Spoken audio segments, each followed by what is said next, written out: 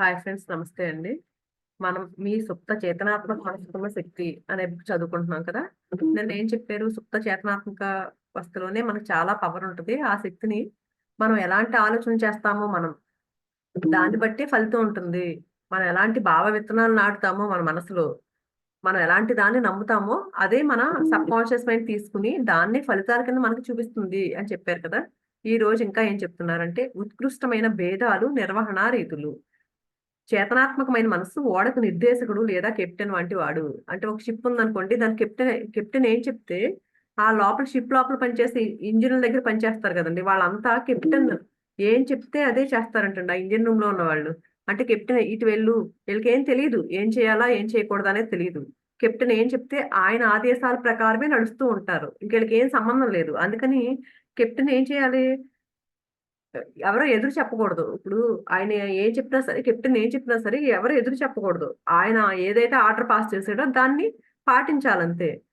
అందుకని ఇక్కడ వాడికి కెప్టెనే మాస్టర్ కాబట్టి అతను ఏం చెప్తే అది. ఇంక వీళ్ళు సొంతంగా నిర్ణయాలు ఏం తీసుకోరనమాట. ఏం చెప్పినా సరే కెప్టెన్ చెప్పినట్లే పాటించాలి. అలాగే ఆయన ఏమైనా ఒక ఉత్తర్వులు పాస్ చేశాడు అనుకోండి, అవన్నీ ఆచరణలోకి వస్తాయి, వెంటనే ఇంప్లిమెంట్ చేయాల్సిందే ఆయన చెప్పినవి.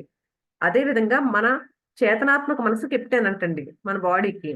ఓడకు మాస్టర్ లాగా ఈ షిప్ కి ఎలాగైతే కెప్టెన్, ఎలా అయితే మాస్టర్, అలాగే మన బాడీకి ఏంటి చేతనాత్మక వ్యవస్థ, చేతనాత్మక మనసు కెప్టెన్.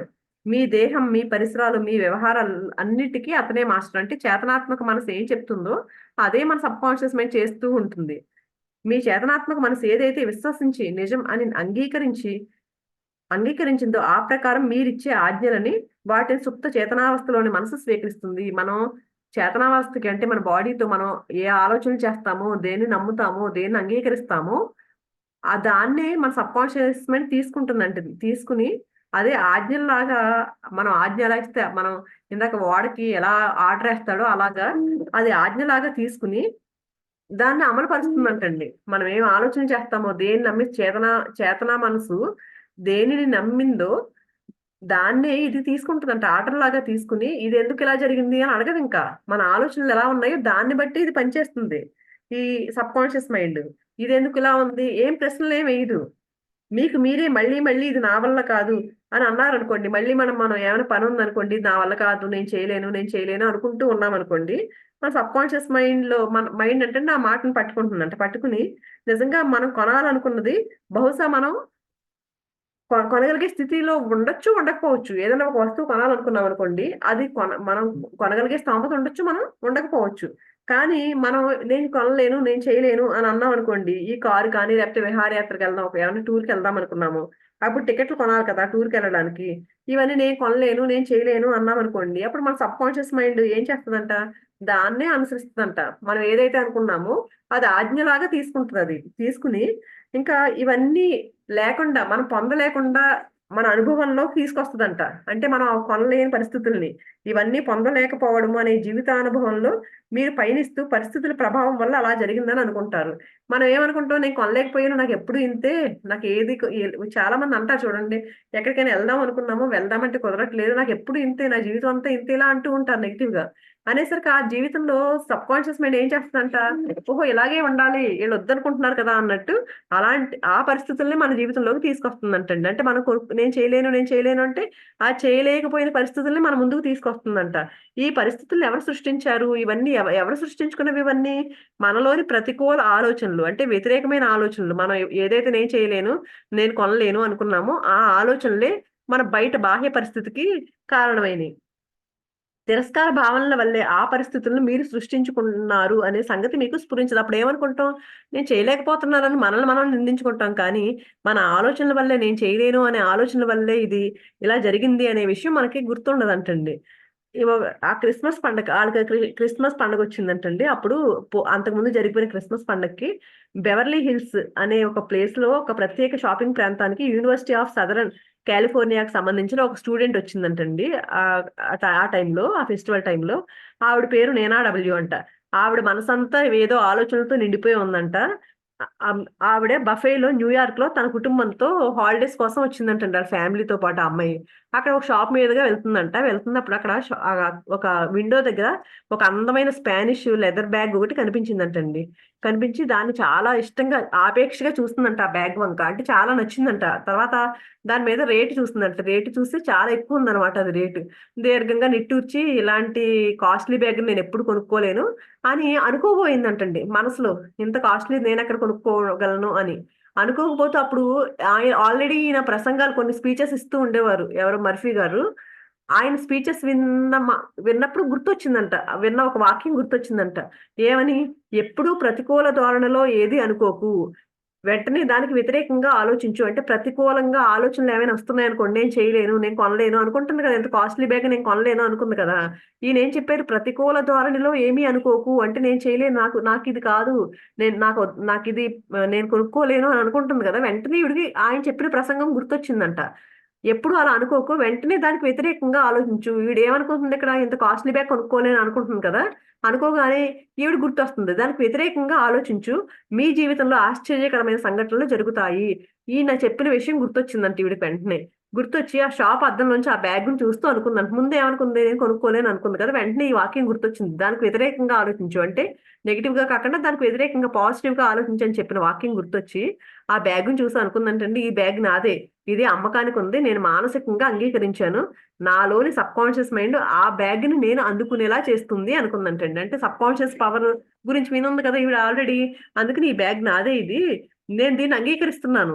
నేను మనసుపరంగా కూడా అంగీకరిస్తున్నాను ఈ బ్యాగ్ నాదని. అందుకని నా లోపల సబ్‌కాన్షియస్ మైండ్ నేను ఆ బ్యాగ్‌ని తీసుకునేలాగా నాకు ఆహ్, ఆ ఇది వస్తుంది నాకు. బ్యాగ్‌ని అందుకునే దానిలాగా చేస్తుంది మన సబ్‌కాన్షియస్ మైండ్ అనుకుందంటండి. ఆ తర్వాత ఆ రోజేనంటండి ఈవిడకి మ్యారేజ్ సెటిల్ అయింది. కాబోయే ఈవిడ భర్త ఉన్నాడు కదా! ఆయన ఒక వీడ్కోలు విందులో కలుసుకుందంటండి. కాబోయే భర్తని మ్యారేజ్ సెటిల్ అయినట్టుంది. ఆ కాబోయే భర్తని కలుసుకుందంట. అతనంట అపురూపంగా ఒక ప్యాక్ చేసిన గిఫ్ట్ ఇచ్చాడంట ఈవిడకి. ఆవిడ అదేంటా అని చాలా క్యూరియాసిటీతో ఆ ప్యాక్ ఓపెన్ చేసి చూస్తే ఏదైతే లెదర్ బ్యాగ్, షోల్డర్ బ్యాగ్ పొద్దున్న చూసి అది కావాలి అనుకుందో, నచ్చిందనుకుందో అదే ఉందంటండి. ఆ బ్యాగ్ గిఫ్ట్ ఇచ్చాడంట అతను. అలాంటిది ఏదైనా జరుగుతుందనే ఆలోచన ఆ మనసులో ఉంది. ఎందుకంటే ఆవిడ వింది కదా! సబ్‌కాన్షియస్ మైండ్ పవర్ ఈయన ప్రసంగాలన్నీ వింది కదా! అందుకని గట్టిగా నమ్మిందనమాట. ఇది నాదే అని గట్టిగా నమ్మింది కాబట్టి, ఎలా అయినా నాకు సొంతం అవుతుందని ఆలోచించింది. ప్యాక్ విప్పేసరికి అదే బ్యాగ్ కనిపించిందంటండి. ఆమె మనసు లోతుల్లోకి చొచ్చుకుపోయింది. ఏంటి ఈ బ్యాగ్ నాదే అనే విషయం. అదే సాధించగల శక్తి అయింది. ఎప్పుడైతే అంత గట్టిగా నమ్మిందో, ఇది నాది అని గట్టిగా నమ్మిందో, అది ఒక శక్తి అయిపోయిందంటండి. శక్తిగా మారి ఆ బ్యాగ్ ఆమె చేతికి అందేలా హ్మ్. వచ్చింది. ఆ తర్వాత నేను ఈయనతో చెప్పిందంట మర్ఫీ గారితో.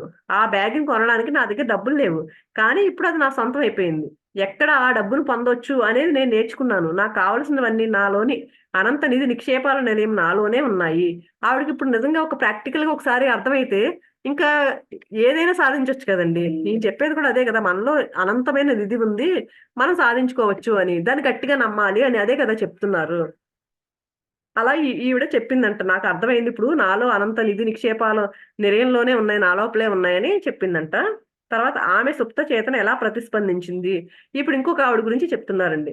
కొన్ని నెలల క్రితమంట రూత్ ఏ అనే మహిళంట ఈయనకొక లెటర్ రాసిందంట. ఈవిడ కూడా ఈయన ప్రసంగాలు వింటూ ఉంది. ఆవిడకి 75 సంవత్సరాలంటండి. ఆవిడ కుటుంబంలో ఒక విడో అంటండి ఆవిడ. ఆహ్, చాలా కొంచెం పెన్షన్‌తో సోషల్ సెక్యూరిటీ మీద ఒక్కావిడే జీవిస్తున్నారంట. ఈవిడ జీవితం చాలా నిస్సారంగా అంటే ఒక్కావిడే ఉంది కదా! చాలా నిస్సారంగా, నిరాశాపూరితంగా ఉంది. ఏమి ఆశలు లేవు. ఒక రకంగా నిస్తేజంగా అలా ఉందన్నమాట. డిప్రెషన్‌లో ఉన్న స్టేజ్‌లో ఉందావిడ. ఈవిడ సబ్‌కాన్షియస్ మైండ్‌లో మనసుకు శక్తి గురించి ఈయన చెప్పే ప్రసంగం ఈవిడ కూడా విందంటండి. అది జ్ఞాపకం వచ్చిందంట. ఈవిడ కూడా జ్ఞాపకం ఉందంట. అవన్నీ మనం ఏదైతే ఒకదాన్నే పదే పదే రిపీట్ చేసుకుంటూ వింటే అవి జరుగుతాయి. మనం ఏవైనా అనుకుని నమ్మకంతో అనుకుంటే, విశ్వాసంతో ఉంటే మన సబ్‌కాన్షియస్ మైండ్‌లో మళ్ళీ మళ్ళీ అదే మాట అనుకుంటూ ఉంటే అది జరుగుతుంది అని చెప్పారు కదా! అది ఈవిడ గుర్తుందంటండి. ఆ మాట గుర్తుండి అది నిజమేనా? నేను ప్రయత్నిద్దాం. ఒకసారి ఏంటి ట్రై చేద్దాం దీన్ని. ఆయనేదో చెప్పాడు గదా! అనుకుందంటండి. దానివల్ల నాకేం పోయిందేమి లేదు గదా! గట్టిగా నమ్మాలంతే నాకేది కావాలో అది. ప్రయత్నిస్తే పోయేదేముంది అనుకుందంటండి. అనుకుని ఈవిడకున్న శక్తినంతా సమీకరించుకొని తరచుగా అనుకుంటూ వచ్చిందంట. ఏమని? ఎవరో ఒకళ్ళు నన్ను కోరుకోవాలి. నన్ను ప్రేమించాలి. ఒక దయాళువు, ప్రేమాభిమానాలు, ధార్మిక భావాలు అంటే దయగల వ్యక్తి. నన్ను పెళ్లి చేసుకుని ఆనందంగా ఉన్నాను, నేను సురక్షితంగా పరిపూర్ణంగా ఉన్నాను అని ఈవిడ పదే పదే అనుకుంటూ వచ్చిందంటండి. అప్పుడు అంటే ఈయన ప్రసంగాలు విని అలా అనుకుంటూ చాలా నమ్మకంగా అనుకుందంటండి ఇలాగా. అనుకునేసరికి ఇదే విషయాన్ని రోజులు చాలా సార్లు అనుకుంటూ అలా 2 వారాలు గడిపిందంటండి. గడిపిన తర్వాత ఒక రోజు ఒక మందుల షాప్‌కెళ్ళిందంటండి. మందుల షాప్‌కెళ్తే అక్కడ ఒక రిటైర్డ్ ఫార్మసిస్ట్ పరిచయం అయ్యాడంటండి అక్కడ.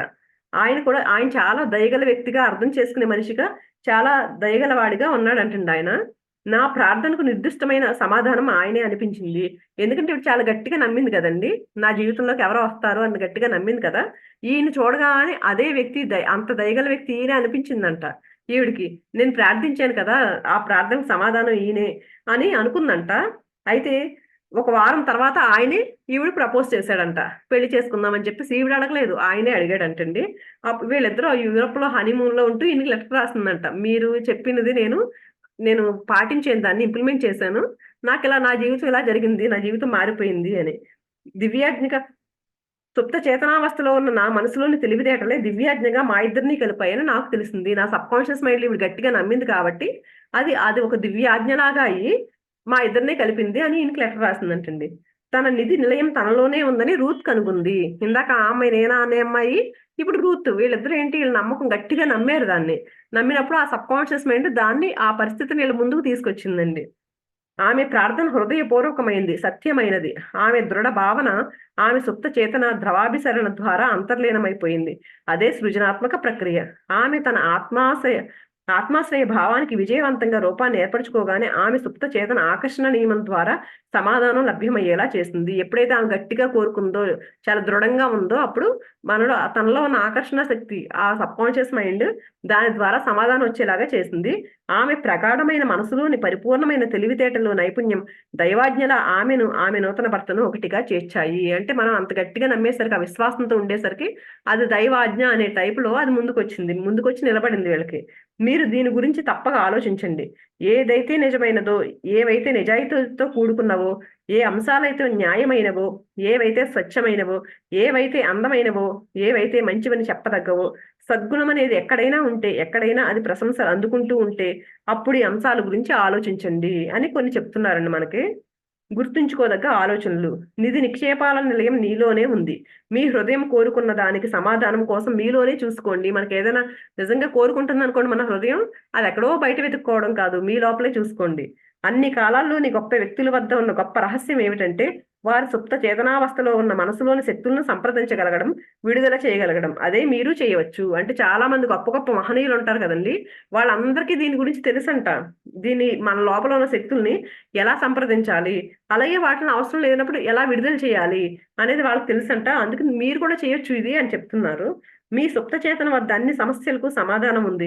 నిద్రపోవడానికి ముందు మీరు మీ సుప్త చేతనావస్థకు నేను ఉదయం 6 గంటలకు నిద్ర లేవాలనుకుంటున్నాను అని సూచిస్తే అది సరిగ్గా సమయానికి మేల్కొలుపుతుంది. బయో క్లాక్ అని మనకు తెలుసు కదండీ! మనం ఏమైనా అనుకుని పడుకున్నాం అనుకోండి, ఈ టైంకి లేవాలి అనుకుంటే ఆటోమేటిక్‌గా మనకి ఆ టైంకే మెలుకువొస్తది. అంటే మన మన దగ్గరున్న అన్ని సమస్యలకి సమాధానం ఉందంటండి మన సబ్‌కాన్షియస్ మైండ్‌లో. సుప్త చేతనల్లోని మీ మనసే మీ శరీరానికి నిర్మాత. అది శరీరాన్ని నయం చేయగలదు. ప్రతి రాత్రి నిద్రపోతున్నప్పుడు నిర్దిష్ట ఆరోగ్యం అనే భావంతో మీకు మీరు మనసుని జోకొట్టండి. మీ సుప్త చేతనావస్థ నిజాయితీ గల సేవకుడిలా మీ మాట వింటుంది. అంటే మనం అఫర్మేషన్స్ చెప్పుకుంటే నేను పరిపూర్ణ ఆరోగ్యంతో ఉన్నాను. ఇలా అఫర్మేషన్స్ చెప్పుకుంటూ ఉన్నామనుకోండి, మన మ అది శరీరాన్ని నయం చేయగలదంటండి. మనం ఎప్పుడైతే సబ్‌కాన్షియస్ మైండ్‌కి ఇలా చెప్తూ ఉన్నామో, పాజిటివ్‌గా చెప్తూ ఉన్నామో, ఆ భావంతో ఎప్పుడైతే మనసుని జోకొట్టాలంటండి. జోకొట్టినప్పుడు మన మాట వింటుంది సబ్‌కాన్షియస్ మైండ్. ప్రతి ఆలోచన ఒక కారణం, ప్రతి స్థితి ఒక ఫలితం. మీరొక పుస్తకం రాయాలని కోరుకున్నారనుకోండి, ఒక అద్భుతమైన నాటిక రాయండి. మీ ప్రేక్షకులతో చక్కగా మాట్లాడండి. ఏమైనా పుస్తకం రాయాలనుకున్నామనుకోండి, ఒక నాటికలాగా రాసి అందులో ఎవరైతే మనం క్యారెక్టర్స్ పెడతాం గదా! వాటిలతో మాట్లాడమంటున్నారు. సుప్త చేతనావస్థలోని మీ మనసుకు మీ భావనను ప్రేమపూర్వకంగా, పూర్వకంగా అందజేయండి. తదనుగుణంగానే అది ప్రతిస్పందిస్తుంది. అంటే మనం ఏదైతే రాయాలని కోరుకుంటున్నామో, ఎప్పుడైతే మనం దాన్ని సబ్‌కాన్షియస్ మైండ్‌తో ప్రేమపూర్వకంగా ఎప్పుడైతే దానికి అందజేసామో, ఈ భావన నేనిలా రాయాలనుకుంటున్నా అందజేసామో, అది దానికి అనుగుణంగా మనకి కావాల్సినవన్నీ మనకది అందిస్తుందండి మన సబ్‌కాన్షియస్ మైండ్. మీరు ఓడను నడుపుతున్న కెప్టెన్ లాంటి వారు. ఇందాక కూడా చెప్పారు కదండీ! మనం ఎప్పుడైతే కరెక్ట్‌గా ఆ కెప్టెన్ ఎప్పుడైతే కరెక్ట్ ఆదేశాలిస్తాడో, అప్పుడు ముందుకు సాఫీగా సాగుతుంది ఆ ఓడ. లేకపోతే ఏమవుతుంది? ఆ ఓడ ఛిద్రమైపోతుంది. అదే విధంగా మనం సరైన ఆలోచనలు సుప్త చేతనావస్థలోని మనసుకు జారీ చేయాలి. ఎందుకంటే అది మీ అనుభవాలన్నింటినీ నియంత్రించి పాలిస్తుంది. కాబట్టి మనం ఎలాంటి ఇస్తున్నాం, దానికి ఎలాంటి కమాండ్స్ ఇస్తున్నాం, మనం ఎలాంటి దానికి ఎలాంటి పనులు, ఎలాంటి ఆలోచనలు చెప్తున్నాము, ఏం చెప్తున్నాం అనేది చాలా జాగ్రత్తగా ఉండండి మీరు అని చెప్తున్నారండి. నేను అది సమకూర్చుకోలేను, నేను ఇది చేయలేను అనే మాటలు ఎప్పుడూ వాడకండి. మీ సుప్త చేతనావస్థలోని మీ మనసు మీ మాటల్ని గట్టిగా పట్టుకుంటుంది. అది మీకు డబ్బు అందకుండా లేదా మీరు చేయాలనుకున్నది చేయకుండా సా ఆ చేసే సామర్థ్యం లేకుండా చేస్తుంది. నా సుప్త చేతనకు గల శక్తుల ద్వారా నేనన్నీ చేయగలను అని దృఢంగా చెప్పండి. అందుకని ఎప్పుడు నెగెటివ్‌గా ఏ విషయంలో అయినా సరే, మనం నెగెటివ్‌గా నేను చేయలేను, నాకు రాదు ఇలాంటి విషయాలు మ సరదాగా కూడా అనుకోకూడదండి. మనం అనుకుంటే మనం సబ్‌కాన్షియస్ మైండ్ దానికి తెలీదు. ఏమనుకుంటున్నాం, సరదాగా అంటున్నామా, నిజంగా అంటున్నామా అనేది ఏదీను. అందుకని మనం ఎప్పుడు నేను చేయగలను, పాజిటివ్ ఆలోచనలే చేయమంటున్నారు. జీవిత నియమం అనేది నమ్మకానికి కూడా నియమం. నమ్మకం మీ మనసులోని ఆలోచన. మీకు హాని కలిగించేవి, మిమ్మల్ని గాయపరిచే అంశాలను నమ్మకండి. మిమ్మల్ని నయం చేసే స్ఫూర్తి కలిగించే, బలపరిచే, అభివృద్ధి పదం వైపు నడిపించే మీ సుప్త చేతనాశక్తిని నమ్మండి. మీరు ఏది నమ్ముతారో తదనుగుణంగా అదే జరుగుతుంది. ఇప్పుడు చూడండి, ఇప్పుడు మొన్న ఉగాది అయిందండి. పంచాంగం, పంచాంగం అని చాలా మంది ఆ పంచాంగంలో చెప్తారు గదండీ! చెప్పి మీకు ఇలా అవమానం ఇంత, రాజ్యపూజ్యం ఇంత ఇలా చెప్తా ఉంటారు కదా! బాగా కొంతమందయితేనండి బాగా నమ్మేస్తారు. అందులో మీకిప్పుడు బాగోదు, ఈ ఈ సంవత్సరం మీకు బాగోదు, మీకు శని దశ ఇది అలా చెప్పారనుకోండి, దాన్ని మనసులోకి తీసేసుకొని నాకు ఈ సంవత్సరం అంతా శని పీరియడ్ నడుస్తుంది, నాకసలు ఏం చేసినా నేను ముందుకెళ్ళలేను, నాకు ఏ పని అవ్వదు, ఇలా ఎప్పుడైతే మనసులో అనుకున్నారో అండి, ఖచ్చితంగా ఆళ్ళకి అలాగే జరుగుద్దండి. కానీ మనం అలాంటి నెగెటివ్స్ తీసుకోకుండా అందులో ఉన్న పాజిటివ్స్ చెప్తారు గదండీ! నేనైతే అదే చేస్తాను. నెగెటివ్స్ అసలు ఎప్పుడు తీసుకోను. పాజిటివ్ విషయాలేమైనా చెప్పారనుకోండి, చక్కగా తీసుకొని ముందుకెళ్తా. నెగెటివ్ చెప్పారనుకోండి, ఏంటి ఈళ్ళు చెప్పేది ఎందుకు జరుగుతుంది? అలాగా మనం ఎప్పుడు నెగెటివ్స్ తీసుకోవద్దండి. వాళ్ళు ఎవరు చెప్పినా సరే, నీకిలా జరుగుతుంది నీ జీవితంలో అని ఎవరైనా చెప్పారనుకోండి, ఆ హాని కలిగించేవి కానీ, మనకి గాయపరిచేవి కానీ, అలాంటి వాటిని ఎవ్వరు చెప్పినా నమ్మొద్దు. నా జీవితం బావుంటుందని ఎప్పుడైతే అనుకుంటామో, మన ఆలోచనే మన జీవితం కాబట్టి, మనం దీన్ని బాగా గుర్తుపెట్టుకొని, ఎప్పుడు నెగెటివ్ ఆలోచనొచ్చినా సరే జాగ్రత్తగా ఎవరైనా ఏమైనా చెప్పినా, నీ జాతకంలో ఇలా ఉంది, ఇలా చెప్పినా ఎవ్వరు నమ్మకుండా నెగెటివ్‌ని ఎప్పుడు తీసుకోవద్దండి. పాజిటివ్ చెప్పారనుకోండి, చక్కగా తీసుకొని ముందుకెళ్దాం మనం. మీ ఆలోచనలను మార్చండి. దాంతో మీ విధిని మీరు మార్చుకోగలుగుతారు. అదే మన ఆలోచన బట్టే మన జీవితం కాబట్టి, మన ఆలోచన చాలా జాగ్రత్తగా పాజిటివ్‌గానే ఎప్పుడు ఏమి నెగెటివ్ ఆలోచనలు చేయకండి. ఎప్పుడు అన్నీ సమృద్ధిగా ఉన్నాను అనుకుంటూ, ఆరోగ్యంగా ఉంటున్నాను, మనకేది కావాలంటే అలాంటి ఆలోచననే చేసుకుందామండి. తర్వాత నెక్స్ట్ చాప్టర్ అండి. మీ మనసు ఎలా పనిచేస్తుంది? మీ మనసే మీ స్వాధీనంలో ఉన్న అత్యంత విలువైన ఆస్తి. అది ఎల్లప్పుడూ మీతోనే ఉంటుంది. దాన్ని ఎలా ఉపయోగించుకోవాలో మీరు నేర్చుకున్నట్లయితే దానికి గల అమోఘమైన శక్తులు మీవే అవుతాయి. ఇంతకుముందే అనుకున్నట్లు మీ మనసుకు 2 లెవెల్స్ ఉన్నాయి. ఒకటి చేతనావస్థ లేదా హేతుబద్ధ స్థాయి ఉన్నది. రెండవది సుప్త చేతనావస్థ లేదా హేతుబద్ధ రహిత స్థాయి కలది. మీరు మీ చేతనాత్మక మనసుతో ఆలోచిస్తారు. మీరు అలవాటుగా ఏదైతే ఆలోచిస్తూ ఉంటారో అది మీ సుప్త చేతనాత్మక మనసులో విలీనమవుతుంది. అదే మీ ఆలోచనల ధోరణిని బట్టి సృజనకు లోనవుతుంది. మీ సుప్త చేతనాత్మక మనసే మీ భావోద్రేకాలకు ఆహ్, ఆసనమవుతుంది. అదే సృజనాత్మకమైన మనసు. మీరు మంచిని ఆలోచిస్తే ఆ మంచే అనుసరిస్తుంది. చెడు ఆలోచిస్తే చెడే అనుసరిస్తుంది. మీ మనసు పనిచేసే తీరు అదే. అంతే ఇంగ మళ్ళీ అదే చెప్తున్నారండి మళ్ళీ. ఏంటి, మీరు ఏ ఆలోచనలు చేస్తే అలాగే ఉంటుంది. మీ చేతనావస్థతో మీరు ఎలాంటి ఆలోచనలు చేస్తే మన సబ్‌కాన్షియస్ మైండ్‌లో అదే బయటకొస్తుంది. మీరు గుర్తుంచుకోవాల్సిన ముఖ్యమైన అంశం ఇది. ఒకసారి మీ సుప్త చేతనాత్మక మనసు ఓ భావనను అంగీకరిస్తే అది దాన్ని ఆచరణలో పెడుతుంది. ఆశ్చర్యకరమైన సూక్ష్మమైన సత్యం ఏమిటంటే, సుప్త చేతనాత్మక మనసుకు చెందిన నియమం మంచి చెడుల భావాలకు ఒకేలా పనిచేస్తుంది. అంటే సబ్‌కాన్షియస్ మైండ్‌కి తెలీదండి. ఇది చెయ్యాలా? ఇది చేయకూడదా? ఇది మంచి, ఇది చేస్తే మంచి జరుగుతుంది, ఇది చేస్తే చెడు జరుగుతుంది ఏమీ తెలీదు. మనం ఎలా ఆలోచిస్తామో దానికి తగ్గట్టుగా అది పనులు చేసుకుంటూ ఎళ్ళిపోతుంది. దానికి ఇది మంచి, ఇది చెడు, ఇది చేయాలి, ఇది చేయకూడదు అనేది తెలీదు కాబట్టి, మనం గుర్తుపెట్టుకోవాలి. ఈ నియమాన్ని ప్రతికూల మార్గంలో వర్తింపచేస్తే అది ఓటమికి, నిరాశ, నిస్పృహలకు, శోకానికి కారణభూతమవుతుంది. అదే అందుకే కదా నాకు లేదు, నేనిలా ఉన్నాను అలా ఎప్పుడైతే అనుకుంటామో అవన్నీ కూడా మనకు సంఘటనలుగా బయట కనిపిస్తూ ఉంటాయి. అందుకే మీలో అలవాటుగా సాగే ఆలోచనలు సామరస్య ధోరణిలోను, నిర్మాణాత్మకంగాను ఉంటే మీరు నిర్దిష్టమైన ఆరోగ్యాన్ని, విజయాన్ని, సమృద్ధిని అనుభవించగలుగుతారు. అందుకనే మన అలవాట్లు, మన ఆలోచనలు ఎప్పుడు ఎలా ఉండాలి పాజిటివ్‌గానే, మనకు అనుకూలంగా, మనకెలా కావాలంటే అలాగా, మన జీవితం ఎలా ఉంటే బావుంటుందని మనం అనుకుంటున్నామో అలాంటి ఆలోచనలు ఎప్పుడైతే చేస్తామో, మనం ఆరోగ్యాన్ని, విజయాన్ని, సమృద్ధిని అన్నింటిని పొందగలుగుతామండి. మీరు కానీ సరైన మార్గంలో ఆలోచించడం, అనుభూతి చెందడం మొదలుపెడితే మనశ్శాంతి, ఆరోగ్యం తప్పనిసరిగా లభ్యమవుతాయి. మీరు ఏదైతే సత్యం అని అనుకుంటూ మానసికంగా అదో హక్కుగా భావిస్తారో దాన్ని మీ సుప్త చేతనాత్మక మనసు అంగీకరించి దాన్ని అనుభవంలోకి తీసుకొస్తుంది. మీరు చేయవలసిందల్లా ఆ భావనను మీ సుప్త చేతనాత్మక మనసు అంగీకరించేలా చూడడమే. అంటే ఇప్పుడు చూడండి, ఇందాక వాళ్ళ ఎగ్జాంపుల్లో నాకు నాదే ఇది అని అన్నారు. ఆ అమ్మాయి ఆ బ్యాగ్ నాదే అనుకుంది. దాన్ని ఎలా నమ్మింది? చాలా గట్టిగా స్ట్రాంగ్ గా నమ్మింది కాబట్టి అది ఆవిడ దగ్గరికి వచ్చింది. అలా కాకుండా మనసులో ఆ బ్యాగ్ తీసుకుని ఇది నాదే అనుకుని అనుకుంటున్నాను కానీ ఏదో చెప్పారు కానీ అవుతుందా, ఇది నిజంగా నా దగ్గరికి వస్తుందా అని ఒక పెట్టామనుకోండి, ఒక నెగిటివ్ పెట్టామనుకోండి అక్కడ, అది రాదు మన దగ్గరికి. ఎందుకు? ఆ నమ్మకం మనం పరిపూర్ణంగా చేయలేదు కాబట్టి. అలా కాకుండా ఖచ్చితంగా నాదే అని ఎప్పుడైతే దృఢంగా నమ్మింది కాబట్టి ఆ అమ్మాయి దగ్గరికి వచ్చింది. ఇది కూడా అదే చెప్తున్నారండి. మీరు చేయవలసిందల్లా ఆ భావనను మీ సుప్త చేతనాత్మక మనసు అంగీకరించేలా చూడడమే. మన సబ్ కాన్షియస్ మైండ్ ఎప్పుడు అంగీకరిస్తుంది? మనం దాన్ని బలంగా నమ్మినప్పుడు. ఆ ఆలోచన ఎప్పుడైతే ఏదైతే ఒకటి చేశామో దాన్ని చాలా బలంగా నమ్మాలి. దానికి ఎటువంటి నెగిటివ్ పెట్టకూడదు ఇంకా. ఇది జరుగుతుందా అనే అనుమానం పెట్టకూడదు ఇంకా. యాక్సెప్ట్ చేసి ఖచ్చితంగా గట్టిగా నమ్మితే అప్పుడు మనకది జరుగుతుంది. కానీ అది ఒకసారి జరిగితే మీ సుప్త చేతనాత్మక మనసు నియమానుసారం మీరు కోరుకున్న ఆరోగ్యం, శాంతి, సమృద్ధి లభిస్తాయి. మీరు ఆజ్ఞను లేదా నిర్ణయాన్ని జారీ చేయండి. మీ సుప్త చేతనావస్థ నిజాయితీగా తనలో ముద్రితమైన దాన్ని ఆచరణలోకి తీసుకొస్తుంది. మనం ఎప్పుడైతే ఆర్డర్ వేయచ్చండి దానికి, ఏంటి నాకు ఇది కావాలి, నాకు ఇది వస్తుంది అని ఎప్పుడైతే అనుకుంటామో అది ఖచ్చితంగా మన ముందుకు తీసుకొస్తుంది. సైకాలజిస్టులు, సైక్రియాట్రిస్టులు చెప్పింది ఏమిటంటే ఆలోచనలు సుప్త చేతనాత్మక మనసు పంపినప్పుడు అవి మస్తిష్క కణాలలో ముద్రితమవుతాయి. మీ సుప్త చేతనావస్థ ఆ భావనను అంగీకరించగానే దాన్ని వెంటనే ఫలప్రదం చేయడానికి పూనుకుంటుంది. ఎప్పుడైతే మనం ఒక ఆలోచన చేసామో అంటండి, అవి ఆ ఆలోచనలు ఏం మన లోపల ఉన్న మన బ్రెయిన్ లో ఉన్న కణాల్లో నిక్షిప్తం అయిపోతాయి అంటండి అవి. ఎప్పుడైతే అవి ముద్రితం అయిపోయినాయో మన కణాల్లో, అప్పుడు ఇది మొదలు పెడద్దంట మన సబ్ కాన్షియస్ మైండ్ దాన్ని ముందుకు తీసుకురావడానికి. మన ముందుకి దాన్ని ఫలప్రదం చేయడానికంటే మనం ఏ ఆలోచన అయితే చేస్తామో ఆ ఆలోచన మన ముందుకు తీసుకొస్తుందంటండి. మన ఫిజికల్ గా మొదలు పెడుతుందంట, దాని పని మొదలు పెడుతుందంట దాని ముందుకు తీసుకురావడానికి. మీ జీవిత కాలంలో సేకరించిన భావనలు అన్నింటి నుంచి ప్రతి జ్ఞానాంశాన్ని అది వినియోగిస్తూ ప్రయోజనాలు నెరవేరేలా చేస్తుంది. మన జీవిత కాలంలో మనం చేసే ఆలోచనలన్నింటినీ బయటకు తీసుకొచ్చిందంటండి. దాన్ని మన ముందుకు తీసుకొచ్చేలా చేస్తుందంట.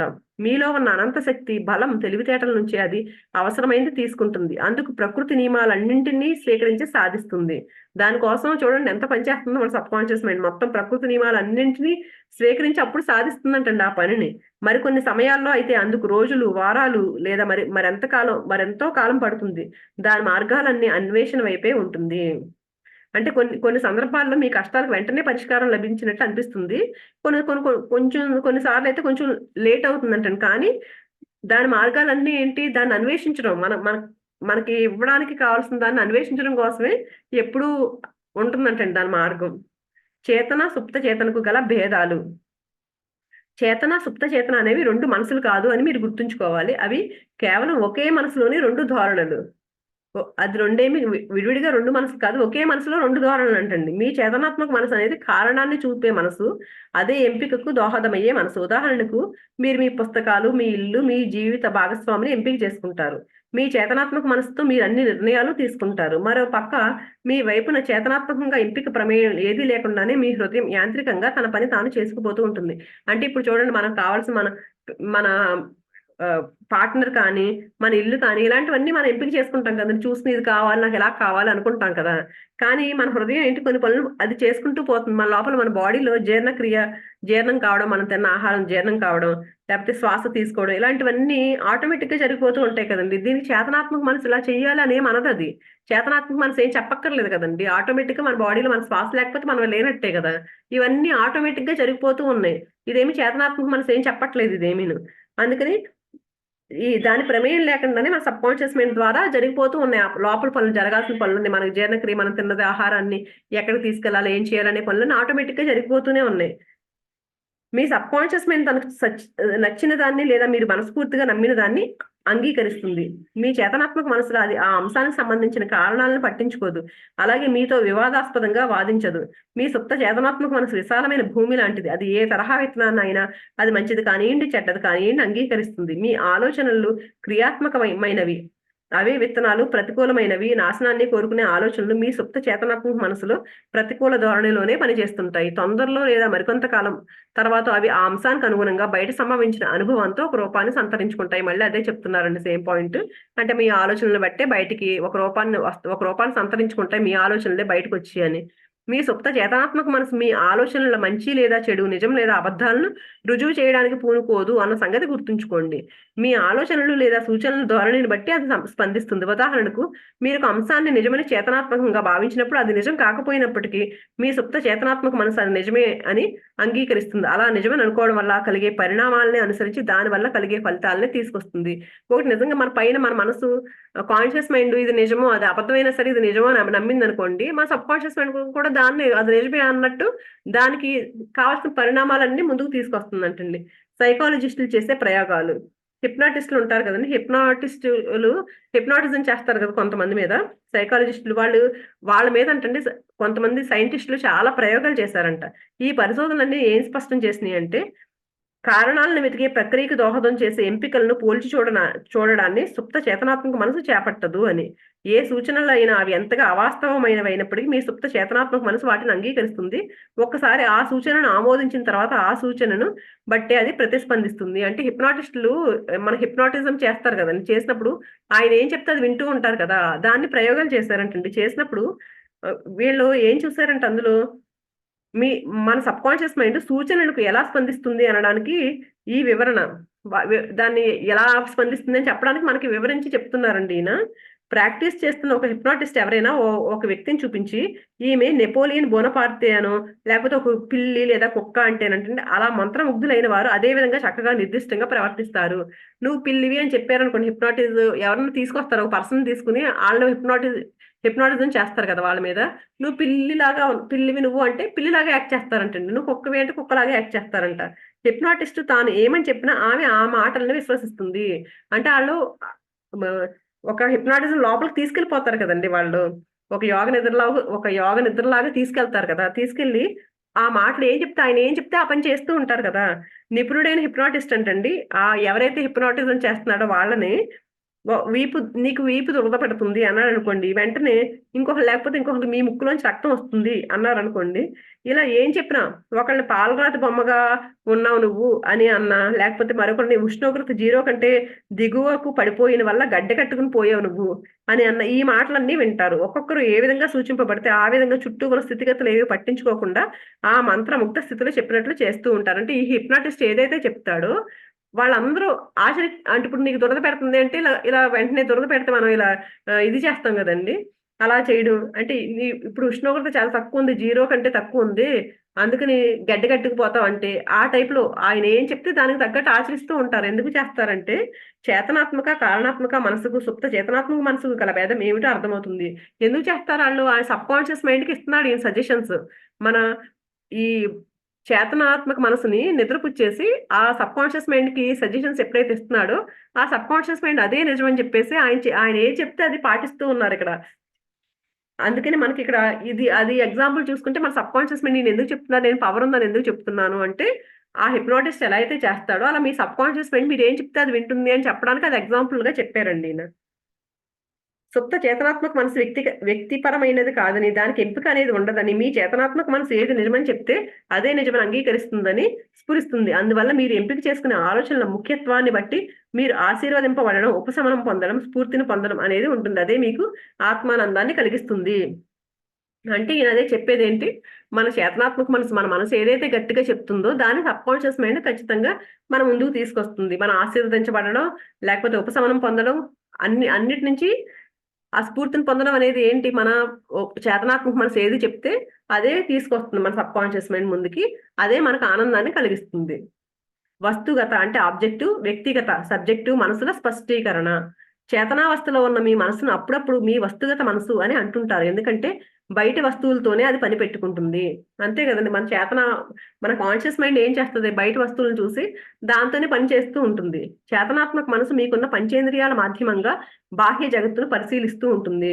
అంటే మనం బయటికి చూసి ఇప్పుడు మన కళ్ళతో ఏదో చూస్తామండి, చూసి దాన్ని బట్టే కదా మనం చూసింది ఇదే నిజం ఇలా అనుకుంటాం. లేకపోతే చెవులతో ఏది వింటామో, నోటితో మన పంచేంద్రియాల ద్వారా ఏదైతే చేస్తామో దాన్ని బట్టే చూస్తూ ఉంటుంది జగత్తుని మన కాన్షియస్ మైండ్. మీ పరిసరాలతో ఉన్న సంబంధంలో మీ చేతనాత్మక మనసు మీకు మార్గదర్శిక నిర్దేశకునిగా వ్యవహరిస్తుంది.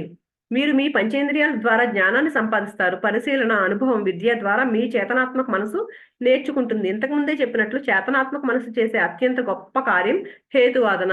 హేతువాదన అంటే ఏంటండి? మనం అది ఏమనుకుంటే ఇదే నిజం అని వాదిస్తూ ఉంటది కదా! మన కాన్షియస్ మైండ్ అలా ఉంటుంది. అది చూస్తుంది, నేను చూసాను, నేను ఇలా చేశాను, నేను విన్నాను, ఇలా వాదిస్తూ ఉంటది కదా!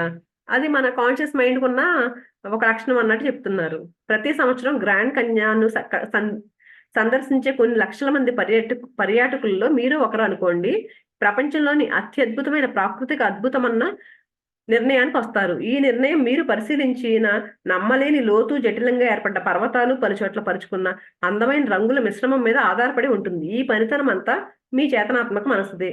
మీ మీ సుప్త చేతనాత్మక మనసును తరచూ మీ వ్యక్తిగత మనసు అని అంటుంటారు. మీ వ్యక్తిగత మనసుకి తన పరిసరాలు తెలుస్తుంటాయి కానీ, అలా తెలియటం పంచేంద్రియాల మూలం వల్ల కాదు. మీ సుప్త చేతనావస్థలోని మనసు అంతఃప్రేరణ ద్వారా గ్రహిస్తుంది. మీలోని భావోద్వేగాలకు స్థానం అదే. అది మీ జ్ఞాపకాల్ని దాచే గిడ్డంగి. మీ బాహ్య ఇంద్రియాలు పనిలో లేనప్పుడు మీ సుప్త చేతనాత్మక మనసు అత్యుత్తమంగా పనిచేస్తుంది. మరోలా చెప్పాలంటే, మీ చేతనాత్మక మనసును తాత్కాలికంగా నిలుపుదల చేసినప్పుడు, లేదా అది అది నిద్రలో గాని, మగతగా గాని ఉన్నప్పుడు సుప్త చేతనావస్థలోని మీ మనసు బ్రహ్మాండంగా పనిచేస్తుంది. మన సబ్‌కాన్షియస్ మైండ్ ఆ! సబ్‌కాన్షియస్ మైండ్ ఏం చేస్తుందండి, ఈ కాన్షియస్ మైండ్ పని చేయట్లేదనుకోండి, అప్పుడు ఇది అద్భుతంగా పనిచేస్తదంటండి. లేకపోతే ఎంతసేపు చేతన ఏం చేస్తది, బయట చూసిన బట్టి మన ఇంద్రియాలతో ఏదైతే చూసామో, అదే దాన్నే నమ్ముతూ, దాన్నే చూస్తూ ఉంటది కదండీ! ఎప్పుడైతే ఇది ఏమీ లేకుండా నిద్రలోకి ఎళ్ళిపోయినప్పుడు, లేకపోతే అది పని చేయనప్పుడు, మన సబ్‌కాన్షియస్ మైండ్ చాలా బాగా పనిచేస్తదంటండి. అద్భుతంగా పనిచేస్తుందంట. సుప్త చేతనావస్థలోని మీ మనసు కళ్ళని వాడకుండానే చూడగలదు. దీనికి ఎంత పవర్ ఉందంటే, మన సబ్‌కాన్షియస్ పవరు ఎంతుంటదంటేనంటండి, అసలు మన కళ్ళు మూసుకొని ఉండి కూడా మన ధ్యానంలో కూడా మనకు కనిపిస్తాయి అంటారు కదండీ! ఇదంతా ఏంటి? అది చూడగలుగుతుంది. కళ్ళు మూసుకొని కూడా చూడగలుగుతుందంటండి. దానికి దివ్య దృష్టికున్న శక్తి ఉందంట. దాని ప్రేక్షకులు అప్రత్యక్ష దర్శకులు ఎక్కడో జరుగుతున్న సంఘటనను అది చూడగలదు. ఇప్పుడు ధ్యానంలో కూర్చొని కొంతమంది చూస్తారు గదండీ! కొంతమంది చెప్తారు గదా! అక్కడ తను అది చేస్తుందని చెప్తారు. అంటే సబ్‌కాన్షియస్ మైండ్‌లో ఉన్న పవర్ అది ఆళ్ళు చూడగలుగుతారు. అలాంటి శక్తి ఆళ్ళకొచ్చింది. మీ సుప్త చేతనావస్థలోని మనసు మీ శరీరాన్ని విడిచిపెట్టి సుదూర ప్రాంతాలకు ప్రయాణం చేయగలదు. అంటే ఆస్ట్రల్ ట్రావెల్ చేస్తారు గదండీ! తరచూ అత్యంత వాస్తవమైన సరైన సమాచారాన్ని తీసుకురాగలదు.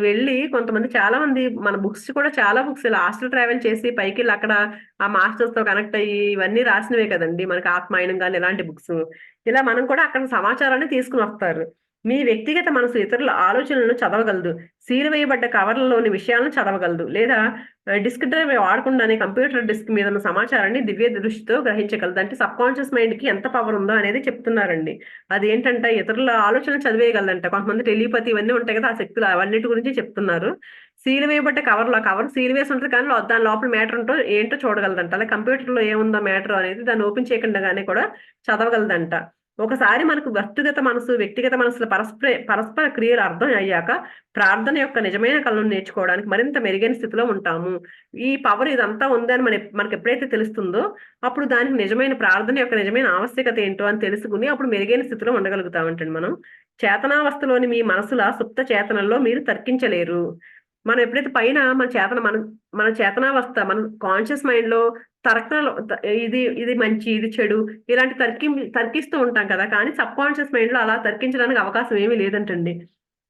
సుప్త చేతనావస్థలోని మీ మనసుకి తనకి చెప్పిన విషయంపై వాదన చేసే శక్తి కానీ, అభ్యంతరాలు చెప్పే శక్తి కానీ లేదు. మీరు దానికి తప్పు సమాచారం ఇస్తే అది నిజమేనని అంగీకరిస్తుంది. అదే చెప్తున్నారు. సబ్‌కాన్షియస్ మైండ్ మనం ఏం చెప్తే అదే నిజం అంటది. అంతేగాని ఏంటి ఇదెందుకు నిజం, ఇదెందుకు మంచి, ఇదెందుకు చెడు ఇలా ఏమి చెప్పదంట. ఆ తర్వాత ఆ సమాచారాన్ని నిజం చేయడానికి పూనుకుంటుంది. మీరిచ్చిన తప్పు సలహాలకు కూడా పరిస్థితులు, అనుభవాలు, సంఘటనల రూపం కలిగిస్తుంది. తప్పుడు సలహాలిచ్చినా కూడా దాన్ని బయటికి మన ముందుకు తీసుకొస్తుంది అలాంటి దాన్ని. మీకేది జరిగినా నమ్మకం ద్వారా మీ సుప్త చేతన మీద గాఢంగా ముద్రించబడ్డ ఆలోచనల మూలంగానే మీరు చెడు ఆలోచనలను కానీ, వక్రీకరించబడ్డ భావాలను కానీ మీ సుప్త చేతనాత్మక మనసుకు పంపితే వాటిని ఎంత వేగం వీలైతే అంత వేగం సరిదిద్దాల్సిన ఆవశ్యకత ఉంది.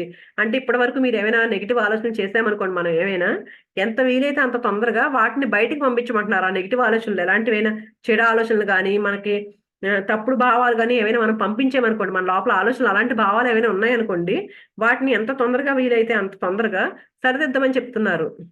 అలా చేయడానికి సరైన మార్గం మీ సుప్త చేతనావస్థలోని మనసుకు మళ్ళీ మళ్ళీ నిర్మాణాత్మకమైన సద్భావనలను అందచేయటమే. మీ లోపల ఉన్న తప్పుడు భావాలు గాని, ఏవైనా తప్పుడు సరికాని భావాలు గాని ఏవైనా ఉంటే అవన్నిటిని బయటికి తీసుకొచ్చి వాటి వాటి ప్లేస్‌లో ఏం పెట్టాలి మనం? పాజిటివ్ ఆలోచనలు, మంచి భావనల్ని అందించమంటున్నారు మన సబ్‌కాన్షియస్ మైండ్‌ని.